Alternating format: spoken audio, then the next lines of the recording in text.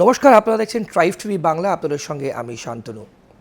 আপনারা প্রত্যেকেই জানেন ভারতবর্ষের প্রধানমন্ত্রী অর্থাৎ আমাদের প্রধানমন্ত্রী নরেন্দ্র মোদী মার্কিন যুক্তরাষ্ট্র সফরে গেছিলেন, ইউএস ট্রিপে গেছিলেন এবং সেখানে কিন্তু তিনি সাক্ষাৎ করেছেন টেসলার সিইও এলন মাস্কের সঙ্গে। খুব গুরুত্বপূর্ণ সাক্ষাৎ।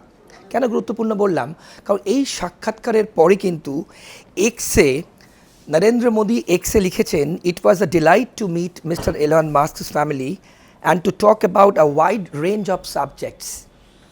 এর উত্তরে এলন মাস্কও কিন্তু এক্সে লিখেছেন, it was an honour to meet Narendra Modi. তাহলে বুঝতেই পারছেন কতটা গুরুত্বপূর্ণ এই সাক্ষাৎকার ছিল। বিভিন্ন বিষয় নিয়ে কিন্তু কথা হয়েছে। শুধু তাই নয়, সেখানে কিন্তু এলন মাস্কের সঙ্গে তার সন্তানরা ছিলেন এবং তার পার্টনার শিভন জেলিসও কিন্তু উপস্থিত ছিলেন। খুব গুরুত্বপূর্ণ এই গুরুত্বপূর্ণ বৈঠকের তাৎপর্য কতটা, আগামী দিনে কি টেসলা ভারতে বিনিয়োগ করবে, কি হতে যাচ্ছে, এই নিয়ে কিন্তু আমাদের আজকের পর্ব। বিস্তারিতভাবে আমরা এই নিয়ে আলোচনা করব। প্রখ্যাত সাংবাদিক এবং রাজনৈতিক বিশ্লেষক অর্কবাবু সরকার আমার বাদিকে বসে আছেন। অর্কদার সঙ্গে আমরা কথা বলবো। অর্কদা, আপনাদের আজকের অনুষ্ঠানে স্বাগত। আমি যেভাবে শুরু করলাম, এক্সে যেখানে প্রধানমন্ত্রী লিখেছেন তার পাল্টা লিখেছেন এলন মাস্ক, কীভাবে ব্যাখ্যা করবেন? এলন মাস্কে টেসলার এখানে বিনিয়োগ করতে পারে, স্টার্লিং করতে পারে। এলন মাস্কের তো 2024 জুন মাসে ভারতে আসার কথা ছিল, তারই আগে আসার কথা ছিল, কিন্তু তখন আমাদের দেশে নির্বাচন চলছিল বলে তিনি আসেননি। আমার ধারণা এলন মাস্ক ভারত সফর করবেন এবং প্রধানমন্ত্রী নরেন্দ্র মোদীর সঙ্গে তার আরও বিস্তারিত কথা হবে এবং ভারতবর্ষে টেসলার বিনিয়োগ হবে, এইটুকুই আমি আশা করতে পারি। Welcome move. বেশ, আপনারা এটা হয়তো জানবেন যে এই সাক্ষাতে অর্কদা নরেন্দ্র মোদী কিন্তু এলন মাস্কের সন্তানদের জন্য কিন্তু বই গিফট করেছেন। তাতে কি হয়েছে? ওতে কোনো ব্যাপার না, করতেই পারেন। বাচ্চাদের বই গিফট করেছেন, এর কোনো আলাদা কোনো তাৎপর্য নেই, এগুলো সৌজন্য। বেশ, এই সাক্ষাতের জন্য আমাদের দেশের দিক থেকে কতটা গুরুত্বপূর্ণ এবং বিজনেস ওয়াইজ যেরকম আপনি বিশ্লেষণ করলেন, ইন্টারন্যাশনাল মার্কেটের ক্ষেত্রে হাউ ইম্পর্টেন্ট এই মিটিং? আমি তো বলেই দিলাম যে টেসলার বিনিয়োগ হতে পারে, যে কোনো ধরনের বিনিয়োগ স্বাগত, এতে কর্মসংস্থানের সুযোগ বাড়বে। ভারতের বিশাল বাজার টেসলা অস্বীকার করতে পারে না, সেই জন্যই আমার ধারণা যে এখানে বিনিয়োগ হবে এবং ভারত সরকার হার্লে ডেভিডসন সহ অনেক কিছুর উপর কর হ্রাস করেছে। টেসলার বিনিয়োগ হলেও আমার মনে হয় যে তারা যথেষ্ট পরিমাণ টেসলার গাড়ির উপর কর হ্রাস করবে এবং টেসলা ভারতবর্ষে ম্যানুফ্যাকচারও করতে পারে, সেক্ষেত্রে তখন আমদানির কর থাকছেই না। টেসলা বাইরে থেকে যদি আমদানি করে তাহলে আমদানি কর ভারত সরকার কমায়। কিন্তু ওর কথা, এই যে প্রধানমন্ত্রী যখন আমেরিকা সফরে গেছেন তখন ডোনাল্ড ট্রাম্পের সাথে মিটিংয়ের পরও এই মিটিং কি অন্যভাবে তাৎপর্যপূর্ণ আপনি মনে করছেন? এবং আগামী দিনে কর্মসংস্থান থেকে শুরু করে ইন্ডিয়ান যদি সত্যি বিনিয়োগ হয়, টেসলায় যদি এই দেশে বিনিয়োগ করে, খুবই ভালো মুভ। সমস্ত ধরনের বিনিয়োগই স্বাগত। টেসলার বিনিয়োগ আসলে, ইলন মাস্কের আসলে, এ তো খুবই ভালো কথা। কারণ এখন ইলেকট্রিক ভেহিকেলস তো এখন যুগের চাহিদা। ইলন মাস্কের টেসলার সর্ববৃহৎ বাজার আছে চীনে, ভারতে তারা যদি প্রবেশ করে তাহলে ভারতবাসীর কাছেও অল্টারনেটিভ থাকছে, অপশন থাকছে। এবং যে যদি টেসলা এখানে কারখানা তৈরি করে সে তো আরও ভালো কথা। ইকোনমিক্যাল বুস্টার আপনি বলছেন? হ্যাঁ, হবেই, অবশ্যই হবে। ভালো বিজ্ঞাপন ইনভেস্টমেন্টের পক্ষে। রাজনৈতিকভাবে কোনো প্রভাব? না, এর মধ্যে রাজনৈতিক কোনো প্রভাব নেই। উনি ব্যবসায়ী মানুষ, ট্রাম্পের অ্যাডভাইজার। তা উনি যদি এখানে বিনিয়োগ করেন, এটা সার্বিকভাবে ভারতের পক্ষে খুব আশাব্যঞ্জক খবর।